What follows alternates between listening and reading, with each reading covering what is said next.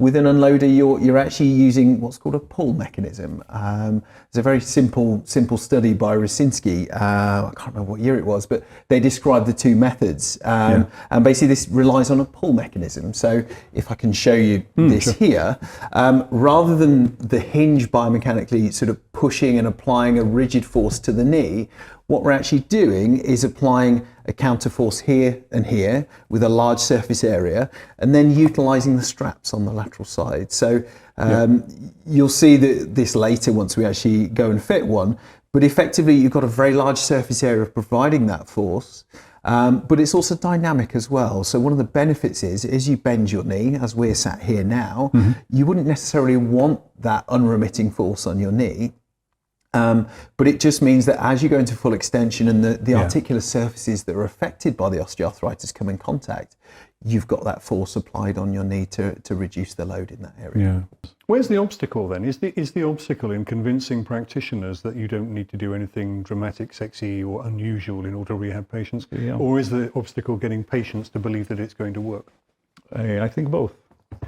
You want to inform your patients that they have choice. You put it as choice. That's the way to do it. You can do this or you can do that. You'll get the same results in maybe even shorter time. And teaching, it's interesting regarding osteopath. Where do they get their exercise advice in the first place? Where we kind of appropriate it from other places, don't we? It's not really ours. And so we went for, as osteopath, for the most obvious one, which is strength and conditioning, because that's the most popular. And this is what I'm doing here is an attempt to create something which is unique to osteopathy, and a science that osteopathy would. Damn, we've got loads of chiropractors watching. Well, of course, it's all inclusive. I don't care who does the rehabilitation, as long as the patient gets better. That's my interest. But. I think there's a huge place for it, and someone else is going to develop it if we don't. That's the way I see it, because it makes sense, and it's money is everything here. So big organizations like the NHS will eventually come to the conclusion that they might be better off. No, the NHS will never come to a conclusion that something that saves money is good. It's just not going to happen, is it? What are the contraindications for shockwave? Chubby. Someone you know, What are the contraindications? Yeah, contraindications. The question that was on my mind as well. Gotcha. So the ISMST, they're sort of the world governing body of all things to do with this, and they tell us what we should be saying and doing. And contraindications, they are very small. So 10 years ago, there was lots. For instance, the one that we get all this, you're allowed to treat it over the thorax. You know, is a sound wave going to give you a pneumothorax? At normal energy levels, you're fine. So that's a normal energy level, is something that most people can tolerate on the rib cage anyway. So even that's now not worried about. It's not going to cause a pneumothorax. Okay. But the only ones that are over the fetus in a pregnant lady. So actually someone if someone's pregnant, they can have treatment on their plantar fascia. The sound wave is not going to go anywhere near. So it's only on the fetal area. And then it's someone with known malignancy. You don't treat those. And that seems rather obvious. And then if their anticoagulation is pretty high, they're on warfarin, quite high level stuff, probably best not to do that. But some of the other ones, I've treated with consent, with doctor's advice saying, it's probably okay. You just warn the patient they're more likely to bruise on the new ones, Rivoxaban or the other ones. But heavy dose warfarin, let's say heavy dose warfarin, someone's 75 and their tissues are, not great, I wouldn't use it. I mean, because you're getting into that realm that we talked about earlier. Their tissues haven't got enough in them to respond well to the treatment. Right. So the contraindications is fetal area, malignant cancer, and heavy dose of warfarin. That's the only three, really. Right. Otherwise, it's super safe. Does the policy, I'm guessing we're asking about your policies rather than anybody else's, but does the policy include coverage for public liability in case of accidents or injuries that occur on the practice premises?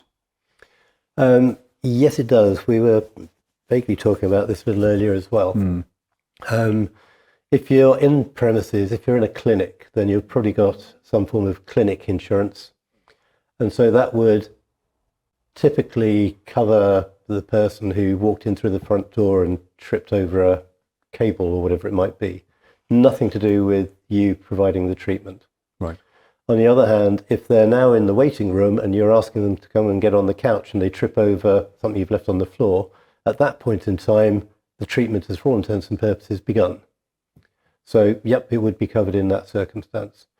You've got to be a little bit careful to make sure you've got both in place. This is public liability and malpractice. Absolutely. Yeah. Yep. I mean, the policy that we provide covers both, but it won't run as far as doing property owner's liability. So if someone walks in through the door and catches their jacket on a nail that's stuck out from the wall, that won't be covered under your clinic policy because it's the person who owns the property who's responsible. Okay. So there are some fairly clear lines to be drawn. What's the policy that does cover people ripping their coats on the nail? It depends on who owns the property or whether or not the property owner is the same as the occupier, or if the occupier then has signed a lease saying that he's responsible for the property. Let's say that they are the owner or they have accepted responsibility for the property, which I suspect Then they would have, well, you would automatically, if you own a building and there's a clinic inside it, you'll insure the building. Right. That building would give you property owner's liability cover, and that would then cover any injuries to individuals caused as a result of the property rather than as your clinical occupation. Yeah, I thought we were going to struggle to come up with things to talk about in this show, because I was thinking, I think we all know what malpractice insurance is. I'm staggered that I had no idea about these nuances within different types of policy and, when my malpractice cover is in force effectively. I thought that was just if I break someone's neck doing a manipulation badly, but no, tripping over the cables in the treatment room is also there. Am I right in thinking that with an unloader brace, it's targeted at unicompartmental OA? Yes. So it's specific for, we can go on to the indications, but it's specific for any unicompartmental condition that would benefit from unloading. So that includes meniscal indications. They're also used in a variety, different varieties of them, from biomechanically very similar, can be used post microfracture treatment, for example, more other cartilage-based issues like Oates procedures, Macy and ACI procedures. And it's basically where you need to consider the load going through that compartment. The main thing really is unicompartmental osteoarthritis, and certainly originally we were thinking more about sort of lower levels, lower Kellgren-Lawrence levels, but they actually found that for all levels of osteoarthritis, they can be useful in affecting change. And I think statistically, the medial compartment of the knee is most commonly affected. I don't even know if there are ever any problems with the lateral compartment. Can you work both sides? Yeah, we have lateral versions. They account for sort of 20-30% of the ones we sell. So effectively, most of them are medial conditions. But you can get lateral versions, and that's not uncommon if someone has a valgus knee position or that sort of thing. So it's a different version, but we have them. This is what I wanted to show you actually. The loading of the knee in daily and sports activities. There was a spelling mistake there, which you won't see because it's on the screen. But if you look at the vertical bar, you don't need to even to read it, but it's the force time, the body weight times body weight going through the knee, single knee in each activity. So if you stand on one leg, it's between 2 to 2.5 times your body weight. Sit to stand, it's about 2 to 2.5 times your body weight. Stand to sit, walking, roughly the same. Going up and downstairs, look at that, it goes up to about 3. Downstairs, even more so. Treadmill, golf, tennis. Golf? Yeah, because you are stepping forward, doing twisting, and so the huge force is going through the knee. Gosh. Tennis the same. But then look at what happens if you send someone to the gym. If you do a leg press, pushing 1 time your body weight, that's less than going up and down stairs. You might as well just go up and down stairs a few times and forget about that exercise in the gym. And that's all. These are all gym exercise. Elliptical trainer, knee extension. They're all the things. Strength building for the knee. A fifth of your body weight going through the knee. Of weight, that doesn't give you the same as going up and down stairs. Yeah, that's quite extraordinary. Yeah. And this is in the shoulder again. I'll just I'll talk about just one of them. Combing your hair, something we haven't done for a long time. It can be anywhere from half your body weight going through the shoulder to full body weight going through the shoulder. Depends how vigorous and how long your hair is, probably. So that kind of defies logic, though, doesn't it? It does, but we will think about all the twisting and the the combined movements and the forces. It's tremendous. So I'm going to stick to lifting a coffee pot. yeah, but you can see it's quite a bit of force going through over one time your body weight. So that's as if someone took you by your ankles, raised you, and then planted you on the ground on your shoulder with your whole body weight going through the shoulder. Those are the forces that are going, and these are the muscles. These are the forces that the muscles have to also support and move and so on. So this is definitive proof that coffee is good for you. Yeah.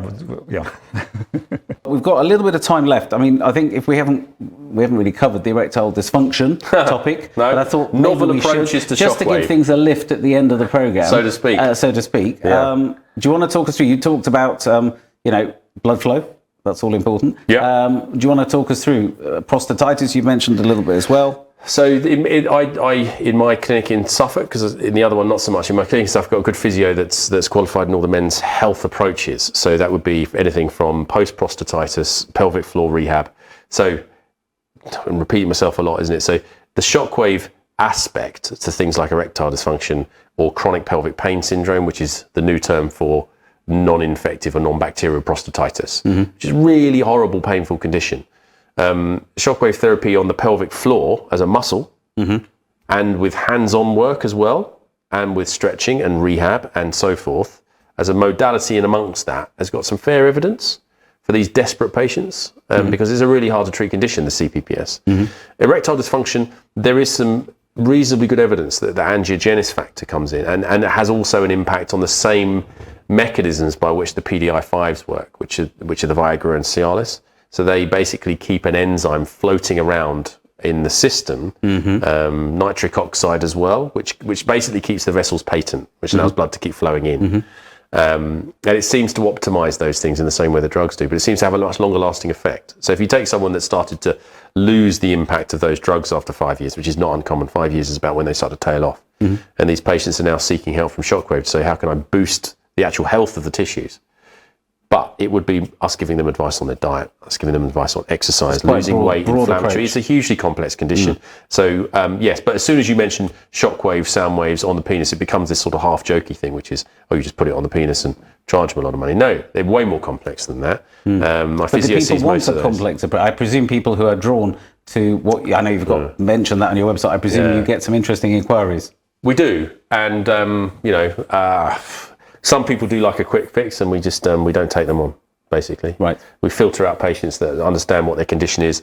We only take patients on that have seen their GP or urologist for a proper diagnosis with CPPS or for erectile dysfunction. They've been through the gamut. We've got a private GP that works in our clinic that also sees them for a screening of things like testosterone and cholesterol. It's if you're going to go down that route, which is, I say, novel for a reason, because it's incredibly hard and complex, and these patients are fairly desperate. For obvious reasons. So the psychological aspect involved in that. We've also got 2 clinical psychologists that work in my clinic. So I surround myself with people that know a lot more than me. But I deal with some of those initial conversations, and they can be quite difficult and challenging. I think this question from Trevor is quite an interesting one. Will your insurance cover treating professional athletes or celebrities, as he knows that some insurers ask for a separate risk assessment? We are cautious. So we will always ask you approximately what you think your patient might be earning.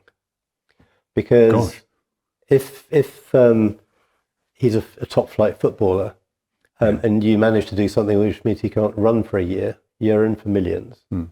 Or you do it the same with Granny Smith, then you're just not in. Sorry, you ask us what our patient might, well, we don't know, do we? But yes, you do, because if you know he's a famous footballer, you can guess that he's probably earning a couple of million. But we're not asking for exact amounts. Yeah. If he's a famous actor. Okay, so when I take out my insurance, I don't know that a footballer or a celebrity of some sort is going to book in with me. I have standard insurance. Yeah. As soon as I see a celebrity come up on my radar, assuming I spot them, because if they're a soap opera star, I wouldn't know. In that event, we wouldn't expect you to know, wouldn't charge you any more. Right. But generally speaking, where people start dealing with one osteopath, then they will tell their mates and they'll go and deal with him, and so you start building a book. Or if I started working for a professional football club or for a film studio or something like that, then it would be important. It just increases not the likelihood of there being a claim, but the value of that claim if things went wrong. Yeah, indeed. Okay. That's it's not something. I mean, I wish it were a problem that I had such high value clients coming through my books. Again, I said that insurance might be a difficult subject to sell, but we've got over 350 people watching us live at the moment. So clearly there are people intrigued by this.